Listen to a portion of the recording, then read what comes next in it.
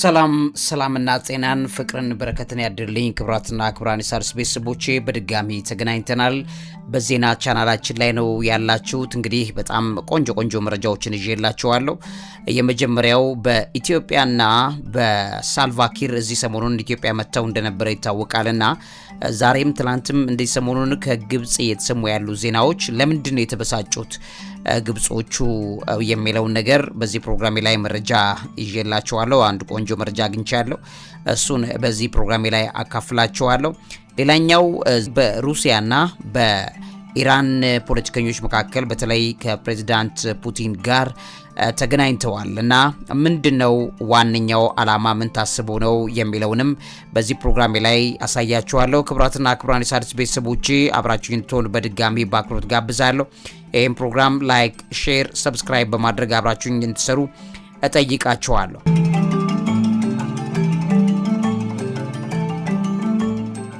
እንግዲህ ክብራትና ክብራን ሣድስ ቤተሰቦቼ ፕሬዝዳንት ትራምፕን በተመለከተ ኢምፒችመንት ወይም ደግሞ ሰውየውን መልሶ ለመክሰስ እየተደረገ ያለ እንቅስቃሴ አለ። እንግዲህ ከትላንት ወዲያ እንደሰማነው የግድያ ሙከራ ተደርጓል በሚል እየተነገረ ያለ ነገር እንዳለ ይታወቃል። ይሄን በተመለከተ እንግዲህ በከፍተኛ ደረጃ ብዙ ውዝግቦች ተነስተዋል። በትልቁ ቻናላችን ላይም እንዴት የውሸት ነገር እንደሆነ የሚያሳይ ነገር እንዳለበት በዛ ፕሮግራም ላይ ገብታችሁ ማየት ትችላላችሁ። አሁን ባለው ሁኔታ ግን በሚያዝያ 7 2026 ዓ.ም ከቀናት በፊት ዶናልድ ትራምፕ በትሩ ሶሻል ማህበራዊ ገጹ ላይ ሚዲያው ላይ በኢራን ላይ የዘር ማጥፋት ማስፈራሪያ ማድረሳቸውን ተከትሎ በርካታ የተቃዋሚ ፓርቲ የኮንግረስ አባላት መደበኛውን ክስ ሂደት ወይም ኢምፒችመንት ጀምረዋል የሚል መረጃ እንደተጋራ ይታያል።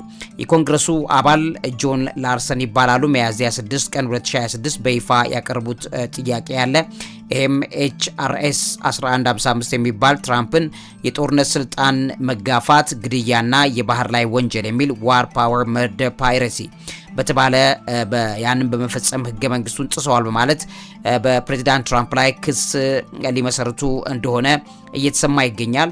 የሁለት ፓርቲዎች ክፍፍልም ይታያል። በዚህ ዙሪያ ላይ የዲሞክራቲክ ፓርቲ መሪዎች ይሄ ጥረት በትራምፕ ላይ ስኬታማ እንደማይሆንና ለ2026ቱ የሽግግር ምርጫ ወይም ደግሞ ሚድተርም ትኩረትን ከዋና ኢኮኖሚያዊ ጉዳዮች እንዲርቅ በማድረግ ዙሪያ ላይ ትልቅ ለመስራት የተፈለገ ነገር ነው በማለት በዚህ ዙሪያ ላይ ያላቸውን የኢምፒችመንት ወይም የክስ ሂደቱን በተመለከተ ያነሳሉ። እንግዲህ ከ25ኛው ማሻሻያ ጋር የተያዘም ጥረት አለ ተብሎ ነው እየተነገረ ያለው። ከክስ ሂደቱ ጎን ለጎን አንዳንድ የፖለቲካ መሪዎች ትራምፕ ለስልጣን ብቁ አይደሉም፣ እንደገናም ደግሞ አሁን ባለበት ሁኔታ ዓለማችንን ወደ ኬኦስ ወደ ብጥብጥ ይዘው የገቡ መሪ ናቸው በሚል የ25ኛው ማሻሻያን በመጠቀም ምክትል ፕሬዝዳንቱ ስልጣኑን እንዲያስረክቡ እየጠየቁ እንዳሉም እየተነገረ ነው ያለው። ከዚህ በተያያዘ እንግዲህ የኢራን ጦርነት ተጽዕኖም አለ በክሱ ላይ። ይሄ የክስ ሂደት እንግዲህ ትራምፕ ለሶስተኛ ዙር ለመክሰስ እየተደረገ ያለው ሂደት የክስ ሙከራው የጀመረው ትራምፕ ከኢራን ጋር የጀመሩትን ጦርነት ከፍተኛ የፖለቲካ ውጥረትና የነዳጅ ዋጋ ጭማሪን ባስከተለበት በዚህ ወቅት ላይ መሆኑን ነገሩን ትኩረት እንዲሰጥ ሊያደርገው ይችላል። ቀጣዩ ወደዛ ሊሄዱ ይችላሉ ተብሎ እየተነገረ ነው ያለው።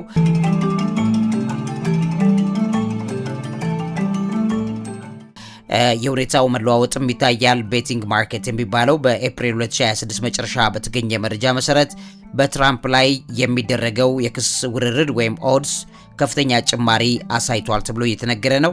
ይሄም ህዝባዊና ፖለቲካዊ ተቀባይነቱ እየጨመረ መሆኑን ማለትም ክሱም በተመለከተ ተቀባይነቱ እየጨመረ ነው በሚል እየተነገረ ይገኛል። ከዚህ ጋር በተያያዘ ታሪካዊ አንድምታ አለው።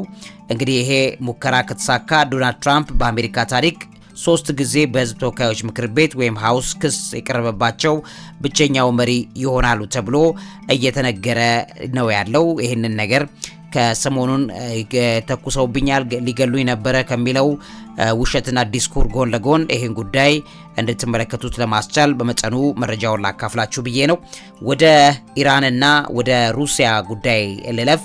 ከዛም የኢትዮጵያ ጉዳይ አለ፣ የቻድ ጉዳይ አለ፣ እንደገናም ሌሎች ርዕሰ ጉዳዮችም አሉኝ። እነሱ ላይም ትኩረት አድርገን መጠነኛ ቆይታ እናደርጋለን። መምህርና ጋዜጠኛ ዐቢይ ይልማ ነኝ።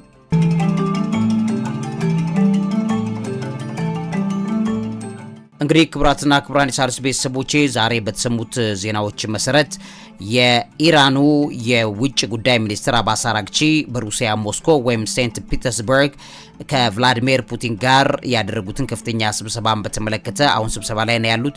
አሜሪካና እስራኤል በኢራን ኒውክሌር ተቋማት ላይ ጥቃት ካደረሱ በኋላ የተፈጠረውን ከፍተኛ የክልላዊ ውጥረት ለመፍታት ያለመ ይሆን ወይስ ምንድነው የሚለውን ነገር በተመለከተ ትኩረት ተደርጎበታል።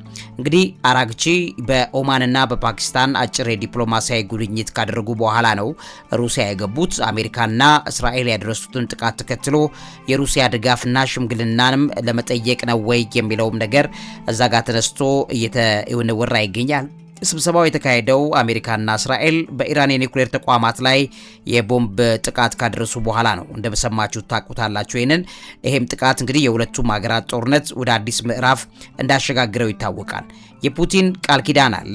ፑቲን አራግቺን ሲቀበሉ ሩሲያ የኢራን ጽኑ አጋር ሆና እንደምትቀጥልና በአካባቢው ሰላም ለመፍጠር የሚያስችለውን ሁሉ እንደሚያደርጉ ነው ፑቲን ቃል የገቡት። ከዚህ ጋር ተያይዞ የስትራቴጂክ ሽርክና አስተዋጽኦም አለ። አጽንኦትም ሰጥቶታል ይህ ጉዳይ እና አራግቺ የሩሲያና የኢራን ግንኙነት በከፍተኛ ደረጃ በዛ ሁኔታ ላይ ያለ ስትራቴጂካዊ ሽርክና ነው ብለው ነው የገለጹት እና ሁኔታዎች ምንም ቢሆኑ ግንኙነታችን እንደሚቀጥል ልናረጋግጥ እንወዳለን በሚል አስቀምጠውታል። የሆርሙዝ ስትሬትና የጦርነትን ማቆም ጥያቄን በተመለከተም እየተነሳ ያለ ጉዳይ አለ። ኢራን ከጥቃቱ ለመውጣት የሆርሙዝ ስትሬትን ክፍት ለማድረግና የኒውክሌር ውይይቱን ለጊዜው ለሌላ ጊዜ በማስተላለፍ ጦርነቱን የማቆም አዲስ ፕሮፖዛል እንዳቀረበች እየተሰማ ይገኛል። ሽሽት ነው ወይ የሚል ነገርም እየተነሳ ይገኛል። እንግዲህ የሩሲያ ወታደራዊ መረጃ አለ። በስብሰባው ላይ የሩሲያ ወታደራዊ መረጃ ወይም GRU የሚባለው ኃላፊው ኢጎር ኮስቲጊኮቭ ይባላሉ። እሳቸው ተገኝተዋል። የሁለቱ ሀገራት የደህንነትና የጦር መረጃ ልውውጥ ከፍተኛ መሆኑንም ይሄ ያሳያል ተብሏል። ሌላኛው የዩራኒየም ማከማቻ አቅርቦትን በተመለከተም ከውይይቶቹ መካከል ነው ተብሏል። ሩሲያ በድጋሚ የኢራንን የበለጸገ ዩራኒየም በሩሲያ ግዛት ውስጥ ለማከማቸት ፈቃደኛ መሆኗን ገልጻለች። ይሄም በ2015 የነበረውን ስምምነት ያስታውሳል። እንግዲህ ሩሲያን በቅርቡ እየጠየቀች የነበረው ነገር የኢራንን የበለጸገ ዩራኒየምን ወደ ሩሲያ ላምጣና ላስቀምጠው፣ ይሄ ግጭታችሁን ይቀንስላችኋል በማለት ለአሜሪካ ሩሲያ ያቀረበችው ጥያቄ እንዳለ ይታወቃል። አሜሪካዎቹ በዚያ አይስማሙ።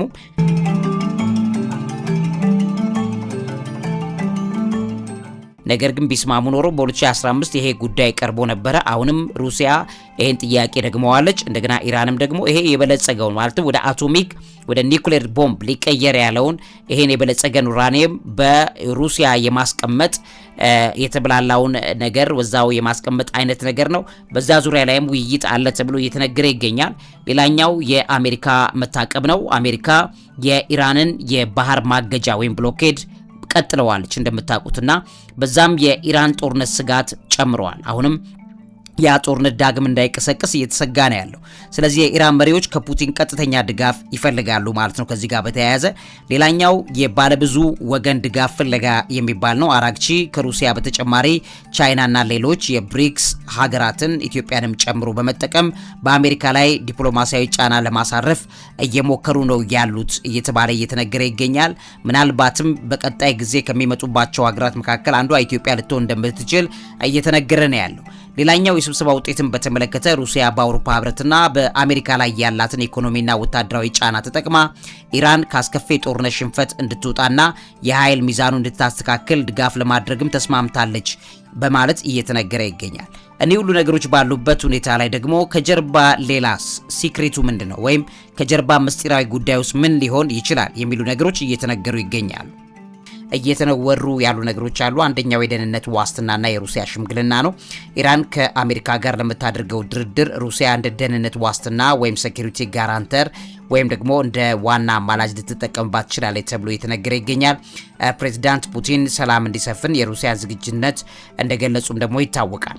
ሌላኛው የሆርሙዝ ስትሬት ነው። ይህን ጥያቄ በተመለከተ ኢራን አሜሪካ በእሷ ላይ የጣለችውን የባህር እገዳ ካነሳችና ጦርነቱ ካቆመች እጅግ ወሳኝ የሆነውን የሆርሙዝ ባህር መተላለፊያ መስመር ክፍት በማድረግ አዲስ የሰላም ሐሳብ አቅርባለች ኢራን። እንደሚታወቀው ዛሬ ይህንን ሐሳብ ለማስፈጸም ደግሞ ሩሲያ እጅግ ደጋፊና ወሳኝ ሀገር ናት። ስለዚህ ከፑቲን ጋር ሳይነጋገሩ ይሄን ነገር በደንብ አድርገው ሳያብላሉ ስቴፕ ወይም ቀጣይ እርምጃ መሄድ አይፈልጉ ይሆናል ተብሎ እየተነገረ ይገኛል። ሌላኛው ወታደራዊና ደህንነት ትብብር ነው። ሩሲያ ለኢራን የሳተላይት መረጃዎችና የአሜሪካ ጦር እንቅስቃሴ የሚመለከቱ መረጃዎች እንደምትሰጥ ሪፖርቶች ይጠቁማሉ። ስለዚህ በስብሰባው ላይ ምስጢራዊ የሆኑ ወታደራዊ ድጋፍ ስምምነቶች ሊኖሩ እንደሚችሉ እየተገመተ ይገኛል። ሌላኛው የኒውክሌር መርሃ ግብርን ድጋፍ በተመለከተ ቀደም ብዬ ያቀረብኩላችሁ ነገርም ከጀርባው በውስጥ ታዋቂነት እየተነገሩ ያሉ ነገሮች አሉ። ሌላኛው የዲፕሎማሲ ቀይ መስመሮች ናቸው። ሚኒስትር የሆኑት አራግቺ ወደ ሩሲያ ከመጓዛቸው በፊት በፓኪስታንና በኦማን ጉብኝት እንዳደረጉ ታውቋል። ስለዚህ ለሩሲያ የገለጹት ዋናው አጀንዳ ኢራን በድርድር ወቅት የማትደራደርባቸው ቀይ መስመሮች እንደ ኒውክሌር ጉዳይ በደንብ አድርጎ አስገንዝቦ ከሩሲያ ጋር ተነጋግሮ ወደ ቀጣይ ምዕራፍ ለመሄድ ይሆናል ተብሎ እየተነገረ ይገኛል። ሌላኛው ምዕራባውያን ጫናው መቋቋም ነው። ሁለቱም ሀገራት በከባድ ማዕቀብ ውስጥ ያሉ ናቸው። ስለዚህ በብሪክስ እና በሌሎችም ዓለም አቀፍ መድረኮች ያላቸውን ትብብር ማጠናከር የአሜሪካን ጫና ለመቀነስ እየሰሩ ነው። እንደገናም ደግሞ እንደ ሻዶ ፍሊት ወይም ከጀርባ ውስጥ ለውስጥ የሚነገዱ የባህር ላይ የነዳጅ ንግዶች አሉ። እነዚህም በተመለከተ በሩሲያና ኢራን በተመሳሳይ ሁኔታ በማዕቀብ ብዙ የተጎዱ ስለሆኑ በዚህ ደረጃ ላይ ብዙ ልምድ አላቸው፣ ረጅም ጊዜ እየሰሩ ያሉበት ልምድ። ስለዚህ አሁን ባለበት ሁኔታ ያንን ተመልክቶም የሚሰሩት ስራ ይኖራቸዋል ተብሎ እየተነገረ ይገኛል። ሌላኛው የላዕላይ መሪው መልእክት ነው። ፕሬዚዳንት ፑቲን ባለፈው ሳምንት ከኢራን ከፍተኛ መሪ ሙጅታባ ካማኒ መልእክት እንደደረሳቸው እንደገናም ደግሞ ማለትም በግልጽ የሆነውን የሙጅታባ ኮሜኒን ጉዳይ በተመለከተ ፕሬዚዳንት ፑቲን የተናገሩትና ያላቸው ሐሳብ አለ። ይሄም በተመለከተም ደግሞ ከውጭ ጉዳይ ሚኒስትሩ ከአራግቺ ጋር በሙጅታባ ኮሜኒ ዙሪያ ላይም የሚደረግ ውይይት ይኖራል ተብሎ የተነገረ እንደሚገኝ የሰማናቸው መረጃዎችን መሰረት አድርጌ ላካፍላችሁ ወደዱ። ወደ ሌላው ጉዳይ ልለፍ። በኢትዮጵያና በደቡብ ሱዳን መካከል ሰሞኑን በሆነው ነገር ግብጽን ያቃጠላት ነገር ምንድነው የተፈጠረው የሚለውን ነገር መጥቼ ላሳያችሁ። መምህርና ጋዜጠኛ ዐቢይ ይልማ ነኝ።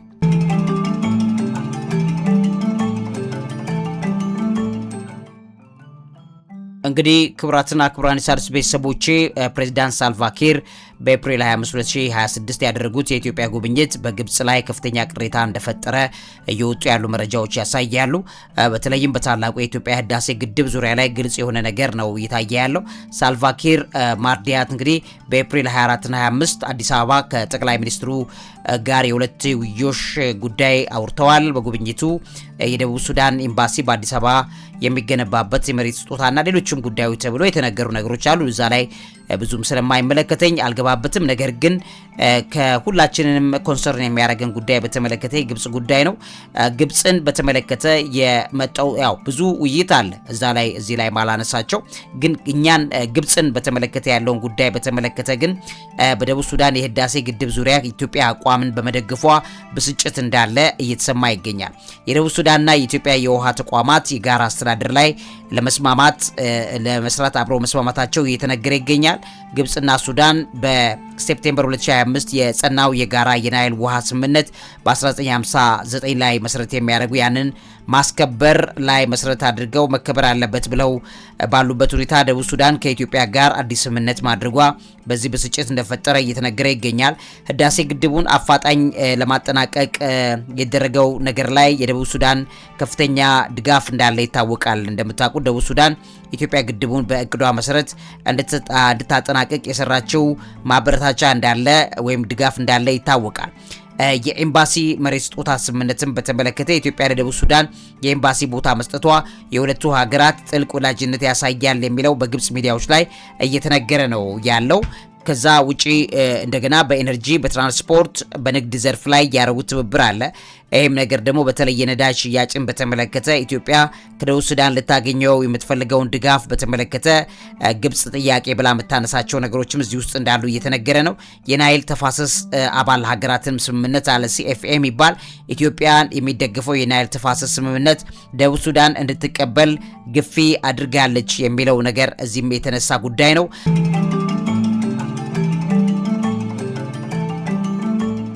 ቆይታ የገቡትን ቃል በመተው የኢትዮጵያ አቋም የተሻለ ነው ብለው ማመናቸው ይሄ ግብጽን እንዳበሳጫት እየተነገረ ይገኛል። የደቡብ ሱዳንና የኢትዮጵያ የጋራ የሱዳን ጦርነት መፍትሄ ፍለጋም የግብጽን ፍላጎት ያላገናዘበ ነው ተብሎ እየተነገረ ይገኛል። ሌላኛው በደቡብ ሱዳንና በኢትዮጵያ መካከል የሚደረግ የጦር መሳሪያና የጸጥታ ትብብርም በግብጽ ላይ ሊያነጣጥር ይችላል። ወይም ግብጽ ኢትዮጵያ የጦር መሳሪያና መሰል ድጋፍን ከደቡብ ሱዳን ጋር ታረጋለች የሚለው ነገር በከፍተኛ ሁኔታ ግብጽን እንደ በቁጣ እንድትመለከተው ጉዳዩ እንዳረጋት እየተነገረ ይገኛል። የደቡብ ሱዳንና የኢትዮጵያ ደህንነት መስሪያ ቤቶች በህዳሴ ግድቡ ዙሪያ ላይ መረጃ ማጋራታቸውም ይሄም ግብጽን የሚረብሻት ነገር ነው። ግብጽ በሶማሊያ ያላትን ተጽዕኖ ኢትዮጵያ በደቡብ ሱዳን በኩል ልታመክነው ትችላለች የሚለውም ስጋት ሌላኛው ነው። ምክንያቱም በሶማሌ በዙሪያዋ ላይ ኢትዮጵያ ላይ ዙሪያ ጥምጥም እንድክ እንደ ዘንዶ በኢትዮጵያ ዙሪያ ላይ ጥምጥም እየሰራች ያለች ናት ግብጽ እንደሚታወቀው። ስለዚህ አሁን ባለበት ሁኔታ ላይ ኢትዮጵያን በዚህ ደረጃ ላይ ሊያዳክም የሚችል ነገሯን ሊቀለብስ የሚችለው ከደቡብ ሱዳን ጋር ያላት ግንኙነት ተብሎ እየተነገረ ይገኛል። ይሄም ግብጽን እያበሳጫት ነው ተብሎ ይነገራል። የናይል ውሃ ስምምነትን በ1959 ጥሷል የሚልም ንግግር አለ። ደቡብ ሱዳን የግብጽና የሱዳንን ታሪካዊ መብት የሚጋፋ የኢትዮጵያ አቋም ላይ ደግፋለች። ይሄም የ1959 ስምምነት ይጥሳል በሚል ግብጾች እየተበሳጩ ነው። የአፍሪካ ህብረትም ተጽዕኖ አለ። ደቡብ ሱዳን በአፍሪካ ህብረት ውስጥ የኢትዮጵያን አቋም ትደግፋለች ብለው ይበሳጫሉ። ኤርትራ ኢትዮጵያ በደቡብ ሱዳን አዲስ ዘንግ ይታወቃል። የሶስትዮሽ ቀጠናዊ ግንኙነት ግብጽን ለማግለል ታቅዶ ሊሰራ ይችላል።